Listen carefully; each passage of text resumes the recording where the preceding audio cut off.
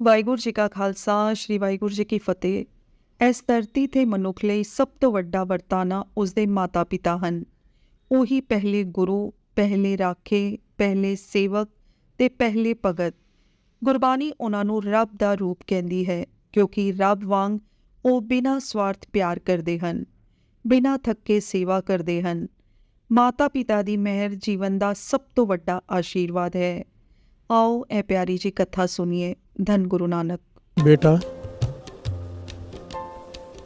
तुम्हारा धरती पर जाने का समय आ गया है।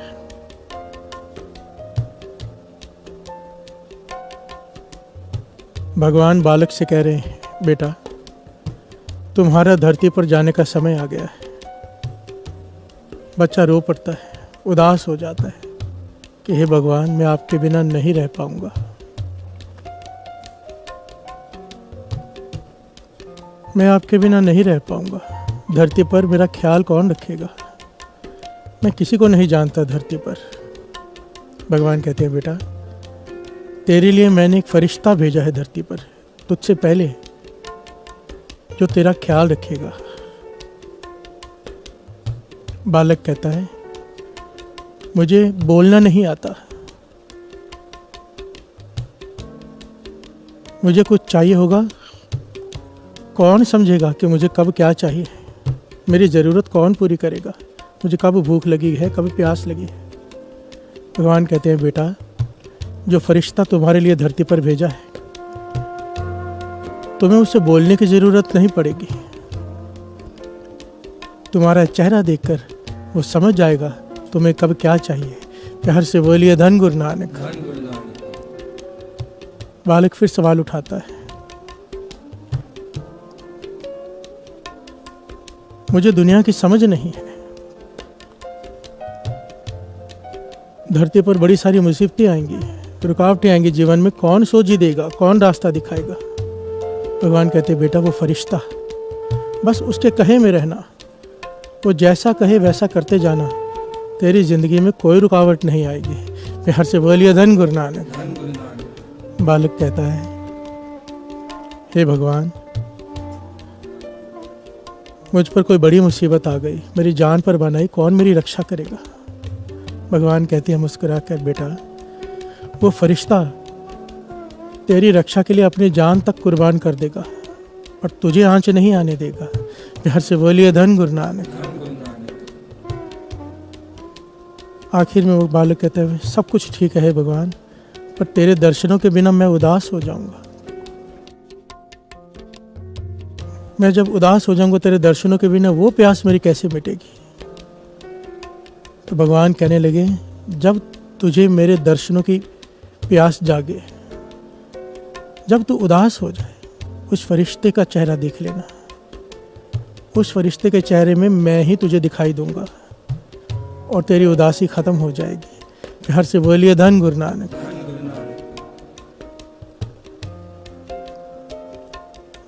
भगवान कहते, तेरे जाने का समय हो गया, जा अब। बालक कहता है, एक बात बता दो, उस फरिश्ते का नाम तो बता दो जिसके पास आप भेज रहे हो मुझे। भगवान कहता है, नाम मायने नहीं रखता, नाम मायने नहीं रखता, पर धरती पर तो उसे माँ कह के बुलाएगा। प्यार से बोलिए धन गुरु नानक। माँ, माँ को गुरबाणी में भगवान से ऊपर का दर्जा दिया है। प्यार से बोलिए धन गुरु नानक। भगवान से पहले माँ, जो बिना बोले सब समझ जाती है, बिना कहे सब जानती है, हमारी रक्षा के लिए अपनी जान तक दे देती है। प्यार से बोलिए धन गुरु नानक। माँ, आज के जीवन में ये सोझी बच्चों को होनी बहुत ज़रूरी है, बहुत ही ज़रूरी। आज के जनरेशन अपने माता पिता का सत्कार नहीं करती,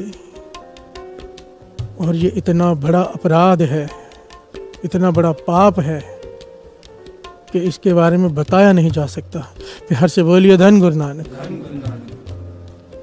आप सोचिए बाबा नंद सिंह जी के ये कीमती वचन, कितना कमाल के कीमती वचन कि अगर पुत्र पिता के आगे पत्नी पति के आगे और शिष्य गुरु के आगे 3 भ पढ़ ले। ध्यान देना, बड़ा कीमती वचन है बाबा नंद सिंह जी का। पुत्र पिता के आगे,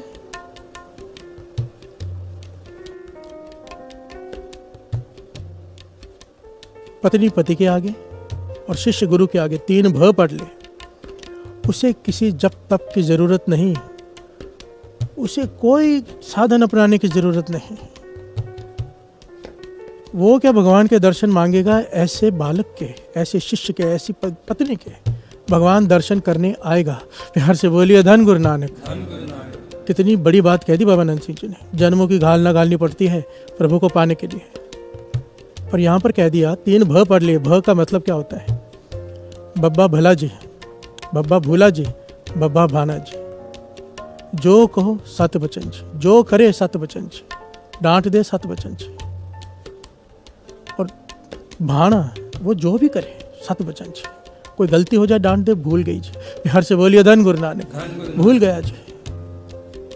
बड़ा मुश्किल है, बड़े ध्यान से विचारना इस बात को। देखिए यहाँ पर ये नहीं कहा कि पुत्री पिता के आगे, नहीं, पुत्र पिता के आगे। जो जिसके लिए मुश्किल है वो बात कही है। बेटा पिता के आगे बोलता है, पिता का पुत्र से प्यार होता है, पर बेटा अक्सर बोलता है। प्यार से बोलिए धन गुरु नानक। यहाँ पर कहा है बेटा पिता के आगे 3 भ पढ़े। भला जी, जो कहो ठीक है जी, जो करो ठीक है जी, डांट दो तो भी ठीक है जी। प्यार से बोलिए धन गुरु नानक।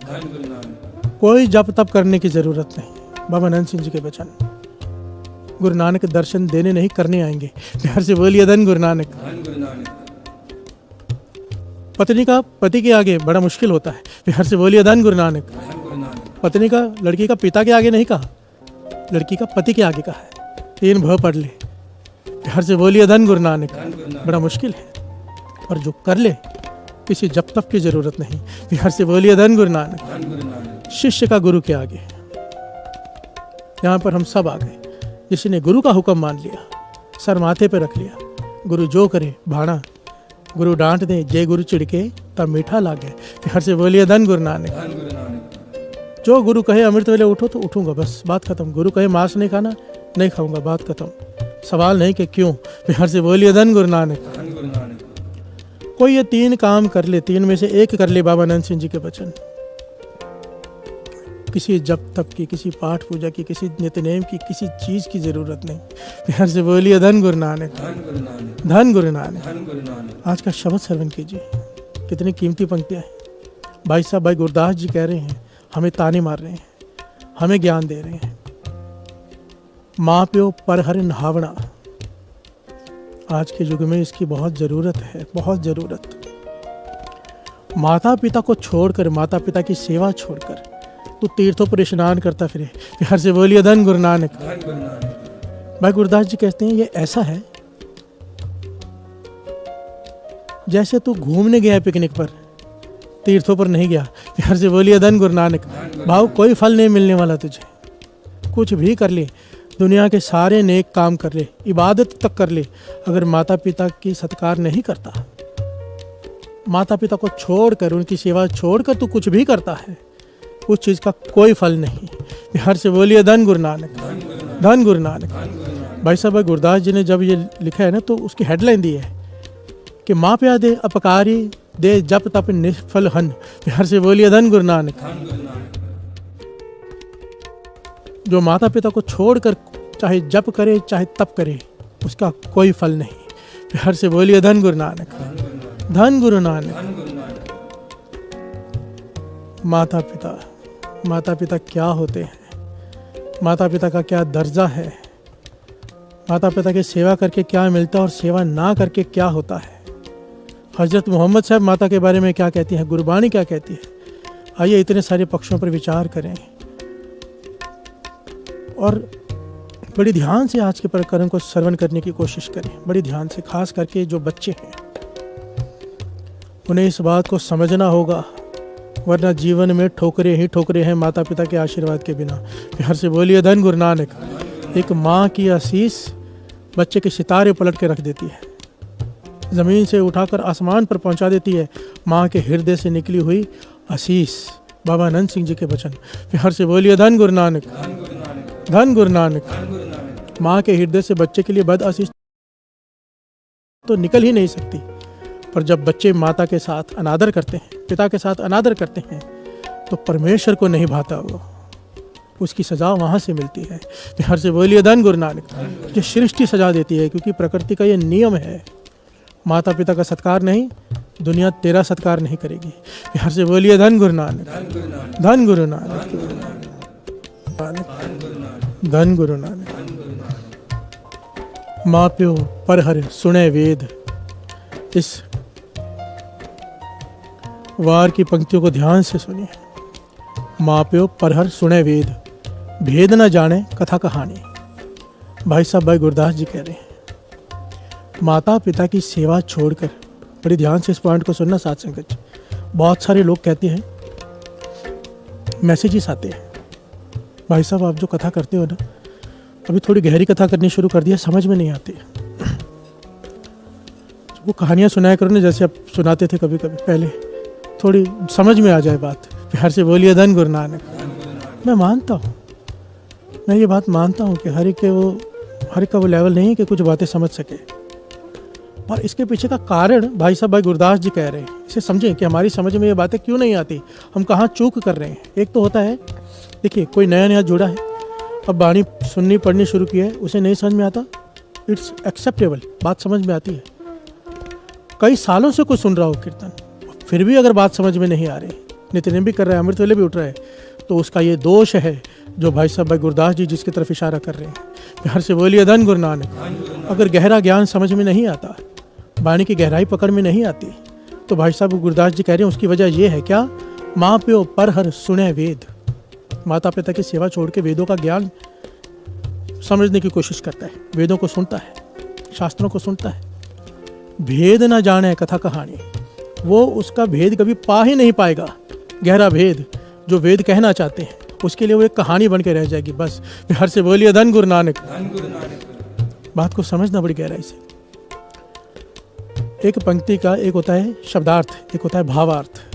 भावार्थ गुरु गोविंद सिंह जी महाराज के वचन, जो जितना गहरा उतरेगा उतना गहरा अर्थ निकाल कर ले आएगा, वाणी का उतने कीमती मोती निकाल के ले आएगा।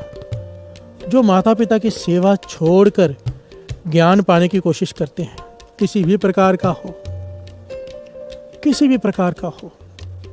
कृष्ण जी ने कर्ण से कहा था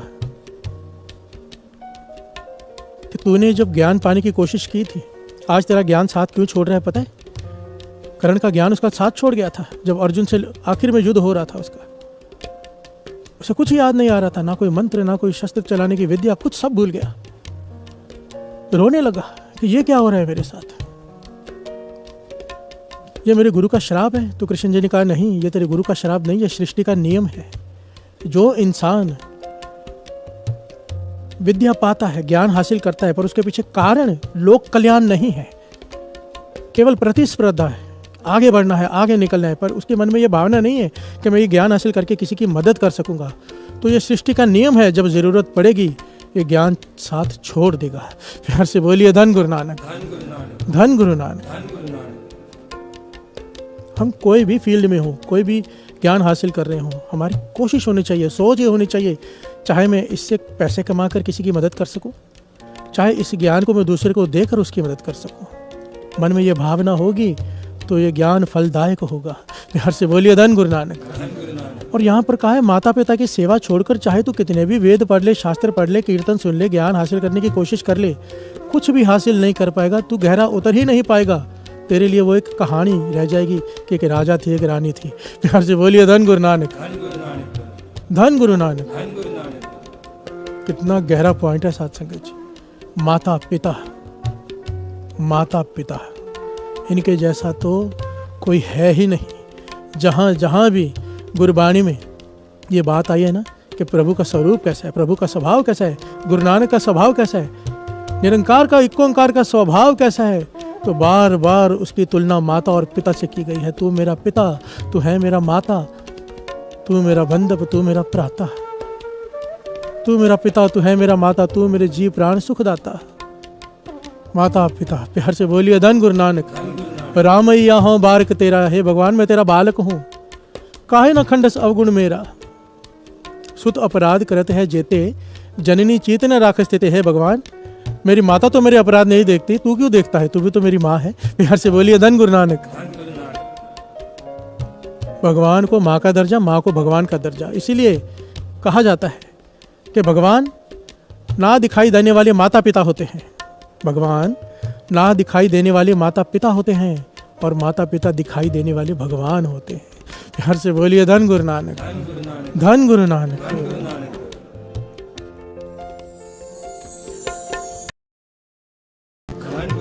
धन गुरु नानक। हमारा प्रकरण सोचे सोच न होवे जे सोची लखवार। आज सोचे सोच न होवे का आखिरी दिन है। गुरु दास बड़ी मुश्किल से यहाँ पर रुक रहा है, नहीं तो सोचा सोच न होवे पर ही चालिया हो सकता है। इतने इसके गहरे पॉइंट्स हैं, पर आगे भी बढ़ना है। इसलिए आज क्योंकि माता पिता को भी तीर्थ का दर्जा दिया गया है वाणी में। बिहार से बोलिए धन गुरु नानक।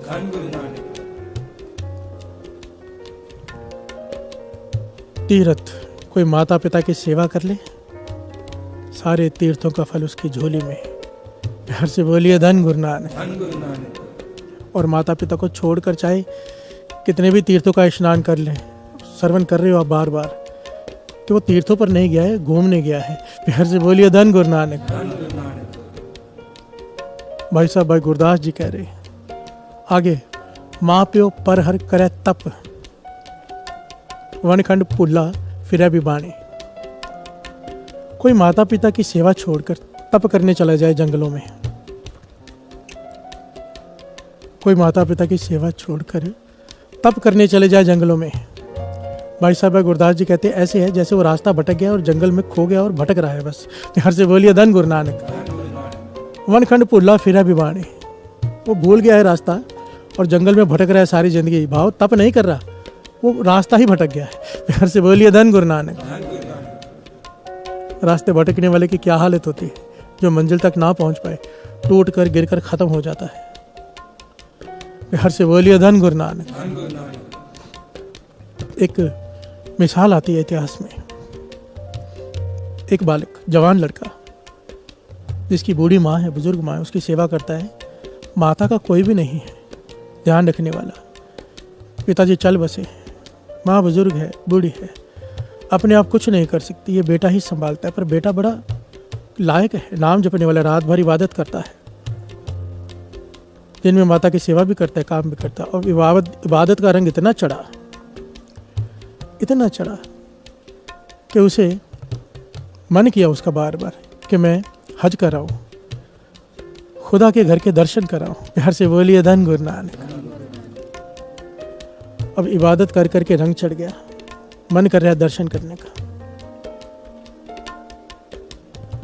एक दिन माता से कहता है, माता मेरा जाने का मन कर रहा है, चला जाऊं।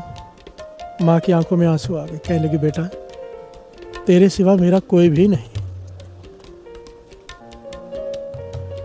तेरे सिवा मेरा कोई भी नहीं है, तू चला जाएगा मेरा क्या होगा। मेरे मरने का इंतजार कर ले, जब मैं मर जाऊं तब हज कराना। बिहार से बोलिए धन गुरु नानक। बेटा मायूस हो गया, कुछ कहा नहीं माँ के आगे। इस प्रकार 2-3 बार बेटे ने माता से बात की। माता हर बार ये कह के रोक देती। अब बेटे से नहीं रहा गया, बिना बताए एक दिन रात को घर से चला गया हज की यात्रा पे। बिहार से बोलिए धन गुरु नानक। माता को पता चला, क्या कर सकती है, आंखों में आंसू आ गए, कुछ नहीं कहा, क्योंकि माँ के हृदय से कभी बदआशीष नहीं निकल सकती। बिहार से बोलिए धन गुरु नानक। पर ये बात खुदा को नहीं भाई, खुदा को कैसे भा सकती है। बालक से क्या कह रहा है भगवान, तो उस फरिश्ते का नाम माँ है। बिहार से बोलिए धन गुरु नानक। जो धरती पर मैंने तेरे लिए भेजा है, और उस फरिश्ते को कोई उसकी सेवा छोड़कर कोई मंदिर मस्जिद गुरुद्वारे में जाकर बैठा रहे, कोई लाभ नहीं, वरना उल्टा पाप है। बिहार से बोलिए धन गुरु नानक। हाँ, उसकी खुशी से, उसकी इजाजत से जाए जरूर। अब यहाँ पर घटना क्या घटती है, वो जा रहा है, सफ़र तय कर रहा है, कई दिनों का सफ़र है। रास्ते में एक गांव आया, मस्जिद आई, वो मस्जिद में सिजदा करने चला गया। अजान का समय, सिजदा करने बैठ गया। एक चोर चोरी करके भागा, लोग पीछे पड़े हैं, चोर मस्जिद में दाखिल हुआ। इस नौजवान को देखा कि ये अपनी इबादत में मग्न है, इसके थैले में चोरी का सामान डाल दिया और चोर भी सिजदा करने बैठ गया। प्यार से बोलिए धन गुरु नानक। अब लोग आए, सबकी चेकिंग हुई तो इसके थैले में से वो चोरी का सामान निकला। काजी के पास ले जाया गया।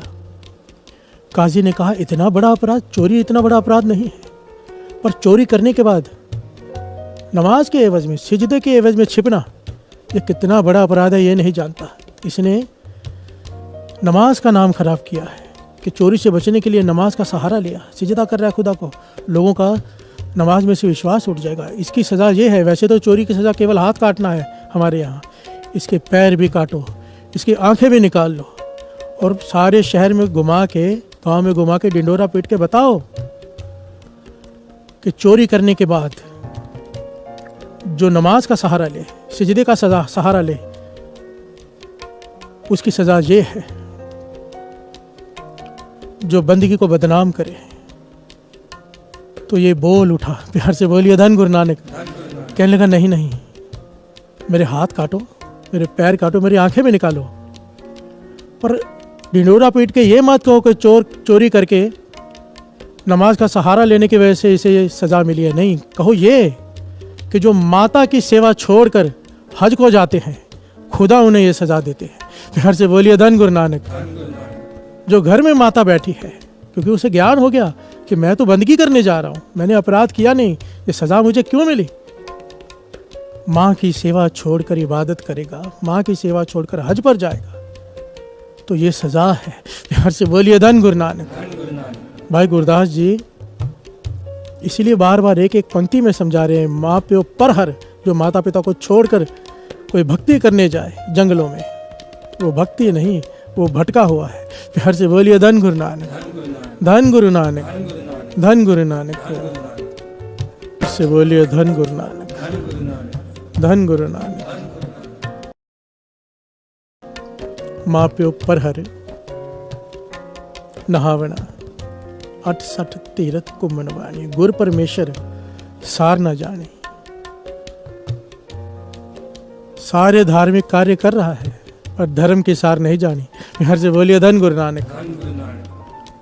भाव, तो परमेश्वर के रास्ते, पाने के रास्ते को समझ ही नहीं पाया कि पाना कैसे है। परमेश्वर को छोड़कर कैसे कोई परमेश्वर को पा सकता है। प्यार से बोलिए धन गुरु नानक। आगे की पंक्तियां श्रवण कीजिए। माँ प्यो पर हर करे पूज, देवी देवना सेवक माणी। प्यार से बोलिए धन गुरु नानक। माता पिता की सेवा छोड़कर देवी देवताओं की पूजा करता है, सेवा करता है, कोई लाभ नहीं होगा। भाई साहब, भाई गुरदास जी कह रहे हैं। प्यार से बोलिए धन गुरु नानक, धन गुरु नानक। एक माँ माता की मूर्ति के आगे लड्डुओं का भोग लगा रही है। एक माँ माता की मूर्ति के आगे लड्डुओं का भोग लगा रही है। बालक आया छोटा, लड्डू उठा लिया। प्यार से बोलिए धन गुरु नानक। माँ कहती, बेटा नहीं, पहले माता भोग लगाएगी, पहले माता खाएगी, फिर हम खाएंगे। अगर पहले खा लिया हमने तो पाप लगेगा। प्यार से बोलिए धन गुरु नानक, धन गुरु नानक। छोटा सा बालक नादान है, पर सच बोलते हैं ना बच्चे। उसने सच बोल दिया। कहने लगा, माँ फिर तो आपको बहुत पाप लगता होगा रोज। माँ कहती, मुझे क्यों पाप लगता होगा, मैंने क्या किया है? कहने लगा, नहीं, दादी माँ हमारी माता है ना, आप सबसे आखिर में उन्हें देते हो, पहले खुद खाते हो। प्यार से बोलिए धन गुरु नानक। आपको रोज कितना पाप लगता होगा। ये सच है। प्यार से बोलिए धन गुरु नानक। हम सब जानते हैं कि ये सच है। आज के युग में जो लोग अपनी माता का सत्कार नहीं करते, भाई साहब भाई गुरदास जी कहते हैं, घर में अपने बुजुर्गों का सत्कार नहीं करते, माँ प्यो पर हर करे पूज, अपने माता पिता की सेवा छोड़कर देवी देवताओं की पूजा करता है, सब कुछ जायज़ है अगर माता पिता की सेवा करते हुए करे तो। माता पिता की सेवा करते हुए करे तो थोड़े के का भी फल बहुत ज़्यादा है, और छोड़ कर करे तो चाहे कितना भी कुछ भी कर लें, ज़ीरो है। मैं नहीं कह रहा भाई साहब, भाई गुरदास जी कह रहे हैं, वेद शास्त्र कह रहे हैं, सारे धर्म ग्रंथ कह रहे हैं, कुरान शरीफ तक ये कह रहे हैं। प्यार से बोलिए धन गुरु नानक। कि जिसे अपनी माता में भगवान नहीं दिखाई दिया, वो मूर्ति में कहाँ ढूंढने घूम रहा है। प्यार से बोलिए धन गुरु नानक, धन गुरु नानक। माँ प्यो पर हर करे पूज, देवी देव न सेव कमाणी। माँ ਵਾਹਿਗੁਰੂ ਜੀ ਕਾ ਖਾਲਸਾ ਸ਼੍ਰੀ ਵਾਹਿਗੁਰੂ ਜੀ ਕੀ ਫਤਿਹ। ਇਹ ਸੰਸਾਰ ਇੱਕ ਵੱਡਾ ਰੰਗਮੰਚ ਹੈ ਅਤੇ ਇਸ ਰੰਗਮੰਚ ਤੇ ਮਨੁੱਖ ਦਾ ਜਨਮ ਸਭ ਤੋਂ ਵੱਡਾ ਵਰਦਾਨ ਹੈ। ਜਦੋਂ ਮਨੁੱਖ ਇਸ ਦੁਨੀਆ ਵਿੱਚ ਅੱਖ ਖੋਲ੍ਹਦਾ ਹੈ ਤਾਂ ਸਭ ਤੋਂ ਪਹਿਲਾਂ ਜਿਸ ਦੋ ਚਿਹਰਿਆਂ ਦੀ ਕਿਰਨ ਉਸਨੂੰ ਦਿਸਦੀ ਹੈ, ਉਹ ਮਾਤਾ ਪਿਤਾ ਦੇ ਚਿਹਰੇ ਹੁੰਦੇ ਹਨ। ਉਹ ਦੋ ਨਹੀਂ, ਜੀਵਨ ਦੇ ਖੰਭ ਹਨ। ਉਹੀ ਮਨੁੱਖ ਨੂੰ ਗੋਦ ਵਿੱਚ ਚੁੱਕਦੇ ਹਨ, ਉਹੀ ਤੁਰਨਾ ਸਿਖਾਉਂਦੇ ਹਨ, ਉਹੀ ਬੋਲਣਾ ਸਿਖਾਉਂਦੇ ਹਨ ਅਤੇ ਉਹੀ ਸੰਸਾਰ ਦੀ ਪਹਿਲੀ ਜਾਣ ਪਛਾਣ ਕਰਾਉਂਦੇ ਹਨ। ਮਨੁੱਖ ਜਿੰਨਾ ਵੀ ਵੱਡਾ ਹੋ ਜਾਵੇ, ਜਿੰਨੀ ਵੀ ਉਸਦੀ ਕਮਾਈ ਹੋ ਜਾਵੇ, ਉਸਦੀ ਸਾਰੀ ਉਚਾਈ ਦਾ ਆਧਾਰ ਮਾਤਾ ਪਿਤਾ ਦੀ ਮਿਹਰ ਹੀ ਹੁੰਦੀ ਹੈ। ਇਸੇ ਲਈ ਗੁਰਬਾਣੀ ਮਾਤਾ ਪਿਤਾ ਨੂੰ ਇਸ ਧਰਤੀ ਤੇ ਰੱਬ ਦਾ ਰੂਪ ਕਹਿੰਦੀ ਹੈ, ਰੱਬ ਦੀ ਜੀਵੰਤ ਮੂਰਤੀ ਕਹਿੰਦੀ ਹੈ। ਗੁਰਬਾਣੀ ਵਿੱਚ ਮਾਂ ਨੂੰ ਧਰਤੀ ਵਰਗੀ ਧੀਰਜ ਵਾਲੀ, ਸਭ ਕੁਝ ਸਹਿ ਜਾਣ ਵਾਲੀ, ਹਰ ਦੁੱਖ ਨੂੰ ਆਪਣੇ ਅੰਦਰ ਸਮਾਉਣ ਵਾਲੀ ਦੱਸਿਆ ਗਿਆ ਹੈ। ਧਰਤੀ ਹਮੇਸ਼ਾ ਸਭ ਕੁਝ ਚੁੱਪਚਾਪ ਸਹਿੰਦੀ ਹੈ, ਤਪਸ਼ ਹੋਵੇ, ਬਾਰਿਸ਼ ਹੋਵੇ, ਠੰਡ ਹੋਵੇ, ਪਰ ਹਰ ਵਾਰ ਨਵੀਂ ਜ਼ਿੰਦਗੀ ਜਨਮ ਦਿੰਦੀ ਹੈ।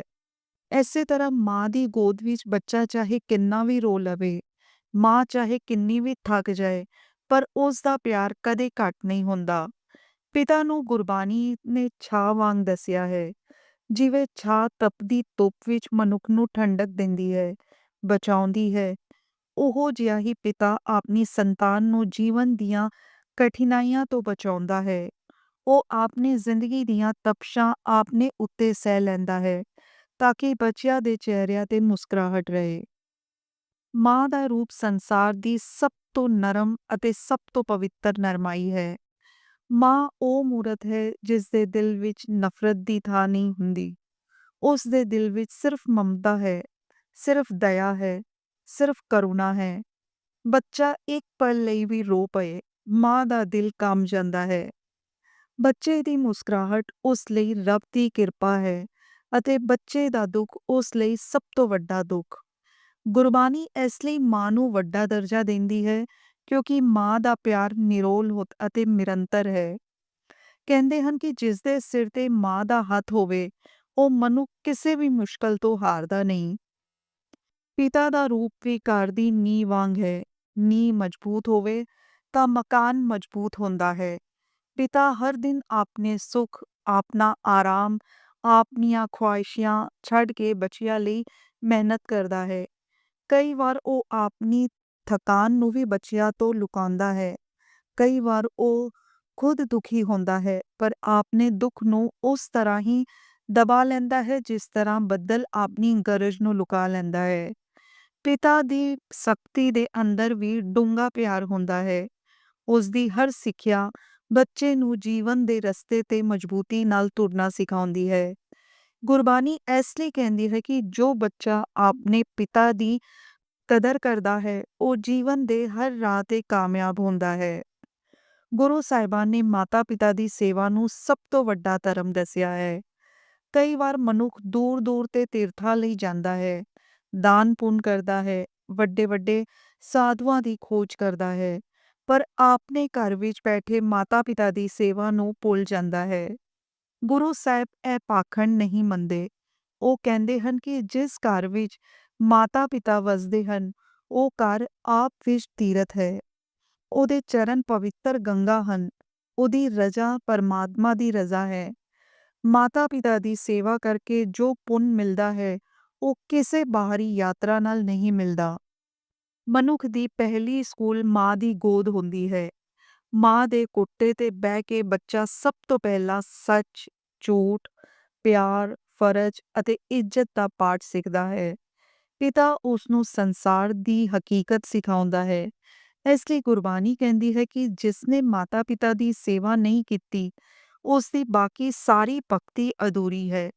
ਮਾਤ ਪਿਤਾ ਕੀ ਆਗਿਆ ਉੱਪਰ ਨਹੀਂ ਜਾਏ, ਇਹ ਗੁਰਬਾਣੀ ਦਾ ਮੂਲ ਮੰਤਰ ਹੈ। ਜਿਸਨੇ ਮਾਤਾ ਪਿਤਾ ਦੀ ਆਗਿਆ ਨੂੰ ਆਪਣੇ ਜੀਵਨ ਦਾ ਕਾਨੂੰਨ ਮੰਨਿਆ ਉਸ ਦੇ ਰਸਤੇ ਆਪ ਹੀ ਖੁੱਲ੍ਹਦੇ ਗਏ।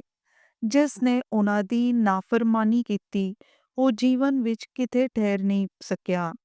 ਮਾਤਾ ਪਿਤਾ ਦੀਆਂ ਦੁਆਵਾਂ ਵਿੱਚ ਬੇਅੰਤ ਸ਼ਕਤੀ ਹੈ। ਮਾਂ ਦੀਆਂ ਅੱਖਾਂ ਵਿੱਚੋਂ ਜੋ 2 ਬੂੰਦਾਂ ਬੱਚੇ ਲਈ ਨਿਕਲਦੀਆਂ ਹਨ ਉਹ ਸਿੱਧਾ ਰੱਬ ਦੇ ਦਰਬਾਰ ਵਿੱਚ ਸੁਣੀਆਂ ਜਾਂਦੀਆਂ ਹਨ। ਪਿਤਾ ਦੇ ਹੱਥ ਉਠਾ ਕੇ ਦਿੱਤਾ ਗਿਆ ਆਸ਼ੀਰਵਾਦ ਬੱਚੇ ਦੀ ਜ਼ਿੰਦਗੀ ਦੇ ਅੰਦਰੋਂ ਬਹੁਤ ਭਾਰੀ ਬੋਝ ਹਟਾ ਦਿੰਦਾ ਹੈ। ਕਈ ਵਾਰ ਮਨੁੱਖ ਆਪਣਾ ਹਿਸਾਬ ਕਿਤਾਬ ਦੀ ਕਮਜ਼ੋਰੀ ਕਾਰਨ ਡਗ ਜਾਂਦੇ ਹਨ, ਪਰ ਜਦੋਂ ਮਾਂ ਪਿਓ ਦੀ ਮਿਹਰ ਚੜ੍ਹਦੀ ਹੈ ਤਾਂ ਅਕਾਲ ਪੁਰਖ ਵੀ ਕਿਰਪਾ ਕਰਦਾ ਹੈ। ਜਦੋਂ ਮਾਤਾ ਪਿਤਾ ਬੁੱਢੇ ਹੋ ਜਾਂਦੇ ਹਨ, ਜਦੋਂ ਉਹਨਾਂ ਦੇ ਕਦਮ ਹੌਲੇ ਪੈ ਜਾਂਦੇ ਹਨ, ਜਦੋਂ ਉਹਨਾਂ ਦੀਆਂ ਅੱਖਾਂ ਦੀ ਰੌਸ਼ਨੀ ਘੱਟ ਹੋਣ ਲੱਗਦੀ ਹੈ, ਤਦੋਂ ਬੱਚੇ ਦਾ ਫਰਜ਼ ਹੋਰ ਵੀ ਵੱਧ ਜਾਂਦਾ ਹੈ। ਜਿਵੇਂ ਉਹ ਸਾਨੂੰ ਬਚਪਨ ਵਿੱਚ ਹੱਥ ਫੜ ਕੇ ਤੁਰਨਾ ਸਿਖਾਉਂਦੇ ਹਨ, ਉਸੇ ਤਰ੍ਹਾਂ ਉਹਨਾਂ ਦੀ ਬੁਢਾਪੇ ਦੀ ਲਾਠੀ ਬਣਨਾ ਸਾਡਾ ਫਰਜ਼ ਹੈ। ਬੁਢਾਪੇ ਵਿੱਚ ਉਹਨਾਂ ਨੂੰ ਸਿਰਫ ਖਾਣਾ ਪੀਣਾ, ਦਵਾਈਆਂ ਜਾਂ ਆਰਾਮ ਹੀ ਨਹੀਂ ਚਾਹੀਦਾ, ਉਹਨਾਂ ਨੂੰ ਪਿਆਰ ਚਾਹੀਦਾ ਹੈ, ਇੱਜ਼ਤ ਚਾਹੀਦੀ ਹੈ, ਨਾਲ ਚਾਹੀਦਾ ਹੈ। ਇਹ ਹੀ ਉਹ ਸੇਵਾ ਹੈ ਜਿਸ ਨੂੰ ਗੁਰੂਆਂ ਨੇ ਸਭ ਤੋਂ ਪਵਿੱਤਰ ਘੋਸ਼ਿਤ ਕੀਤਾ ਹੈ। ਅੰਤ ਵਿੱਚ ਗੱਲ ਇੱਕੋ ਹੈ, ਮਾਤਾ ਪਿਤਾ ਸਿਰਫ ਰਿਸ਼ਤੇ ਨਹੀਂ, ਸਿਰਫ ਖੂਨ ਦਾ ਨਾਤਾ ਨਹੀਂ, ਇਹ ਰੱਬ ਦੇ ਬਰਾਬਰ ਦੇ ਹਨ। ਉਹਨਾਂ ਦੀ ਮੌਜੂਦਗੀ ਕਿਸੇ ਵੀ ਘਰ ਨੂੰ ਸੁੱਖ, ਸ਼ਾਂਤੀ ਅਤੇ ਰੌਸ਼ਨੀ ਨਾਲ ਭਰ ਦਿੰਦੀ ਹੈ। ਉਹਨਾਂ ਦੀ ਸੇਵਾ ਮਨੁੱਖ ਨੂੰ ਅਸਲੀ ਮਨੁੱਖ ਬਣਾਉਂਦੀ ਹੈ, ਉਸ ਦੀ ਭਗਤੀ ਨੂੰ ਪੂਰਾ ਕਰਦੀ ਹੈ। ਜਿਸ ਨੇ ਮਾਤਾ ਪਿਤਾ ਨੂੰ ਸਮਝ ਲਿਆ ਉਸਨੇ ਰੱਬ ਨੂੰ ਸਮਝ ਲਿਆ। ਵੀਡੀਓ ਨੂੰ ਜ਼ਿਆਦਾ ਤੋਂ ਜ਼ਿਆਦਾ ਸ਼ੇਅਰ ਕਰੋ, ਕਿਸੇ ਦਾ ਅੰਮ੍ਰਿਤ ਵੇਲਾ ਬਣ ਜਾਏ, ਕੋਈ ਨਾਮ ਨਾਲ ਜੁੜ ਜਾਏ, ਕੋਈ ਗੁਰੂ ਨਾਨਕ ਨਾਲ ਜੁੜ ਜਾਏ। ਧੰਨ ਗੁਰੂ ਨਾਨਕ।